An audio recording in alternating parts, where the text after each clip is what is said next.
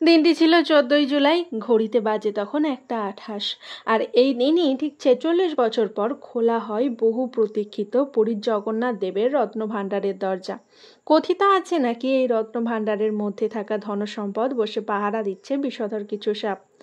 তাই ওই রত্নভাণ্ডারের দরজা খুলতে গেলেই বিপদে পড়তে হতে পারে সাধারণ মানুষকে। তা ওই রত্নভাণ্ডারের দরজা খোলার পর কি দেখতে পেল মানুষজন? সত্যিই কি তার মধ্যে কিছু ছিল? বড়সড় কোনো বিপদ এসে উপস্থিত হয়েছিল নাকি? আশা করছি আপনারা আমার ভিডিওতে একটা করে লাইক করে দিয়েছেন। আজকে আমি আমার ভিডিওতে রত্নভাণ্ডার নিয়ে বিশেষ কিছু তথ্য আপনাদের সামনে তুলে ধরার চেষ্টা করব।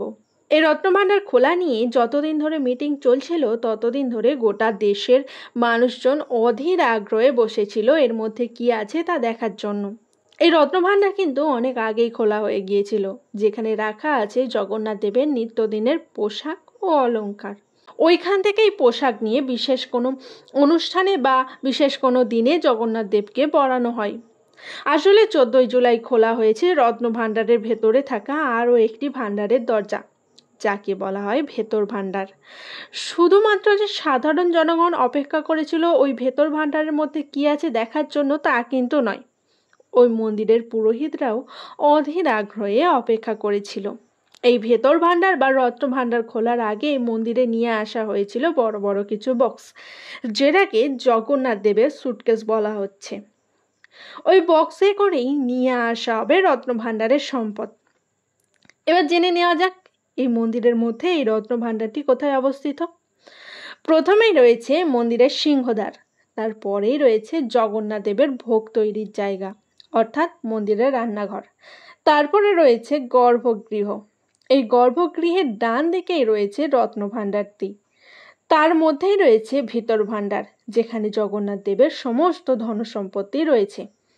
ওই দিন যারা রত্নভাণ্ডারের ভিতরে গিয়েছিল তারা প্রথমেই স্নান করে শুদ্ধ বস্ত্র পরে অর্থাৎ উত্তরীয় ধুতি পরে তারপরেই ওই রত্নভাণ্ডারের মধ্যে প্রবেশ করেছিল। দিনটি ছিল রবিবার, দুপুর 1:28। তবে কাজটি কিন্তু খুব একটা সহজ ছিল না, কারণ জগন্নাথ দেবের অত ধনসম্পদ হিসাব করে ঠিকঠাক মতো বাইরে নিয়ে আসতে হবে। যেহেতু কথিত ছিল যে ওই রত্নভাণ্ডারকে কিছু বিষধর সাপ বসে পাহারা দিচ্ছে, তাই সেদিন যাতে কোনো রকম অপ্রীতিকর ঘটনা না ঘটে সেই জন্যই স্নেক রেস্কিউ টিমকেও ডাকা হয়েছিল। সাথে পুরো মন্দিরকে নিরাপত্তার চাদরে মুড়ে ফেলা হয়েছিল। ওই ভেতর ভাণ্ডারে অর্থাৎ যেখানে রয়েছে জগন্নাথ দেবের সমস্ত জিনিস, সেখানে দেওয়া রয়েছে চাবি। যেহেতু ওটা বহু বছর খোলা হয় না, তাই বলা হয়েছিল যদি ওই চাবি না খোলে তাহলে তালা ভেঙে দেওয়া হবে। তবে তার প্রয়োজন পড়েনি, নির্দিষ্ট চাবি দিয়েই রত্নভাণ্ডারটি খোলা গেছে। এবার জেনে নেওয়া যাক কি আছে এই রত্নভাণ্ডারের মধ্যে। এই ভাণ্ডারের মধ্যে আছে বহু মূল্যবান মণি, যেমন নীলমণি। তাছাড়াও নানান রকমের স্বর্ণের অলংকার রয়েছে এই ভাণ্ডারের মধ্যে। আর যেটি অনেক আগেই খোলা হয়েছিল ওই ভাণ্ডারটিতে রয়েছে জগন্নাথ দেবের নিত্যদিনের ব্যবহৃত পোশাক ও অলংকার, এবং সুভদ্রা ও বলরাম দেবেরও রয়েছে। এটাই পাণ্ডাদের দাবি। 1978 সালে নাকি শেষবার অডিট হয়েছিল এই রত্নভাণ্ডারের। তবে 2018 সালেও নাকি একবার খোলার চেষ্টা করা হয়েছিল। 16 জনের একটি টিম এই অভিযানে নেমেছিল, তবে 40 মিনিটের মধ্যেই সেই অভিযান বন্ধ করে দিয়েছিল। তড়িঘড়ি করে বাইরে বেরিয়ে এসেছিল তারা।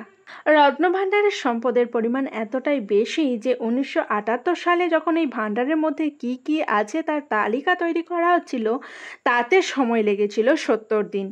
তাহলে বুঝেই নিন ওই সম্পদের পরিমাণ এখন কত হতে পারে। এবার ওই 1978 সালের সম্পদের তালিকাটা একটু ছোট্ট করে জেনে নেওয়া যাক। 12,838 ভরি সোনা, প্রায় ওই 150 কেজির মতো। রয়েছে 229টি রূপোর গয়না। তবে বলে রাখি, এখনো ওই ভাণ্ডারে আরও কোনায় কোনায় যে কি কি আছে তা কিন্তু ভালোভাবে পরিষ্কার নয়। ওইখানে নাকি 333 রকমের অলংকার রয়েছে।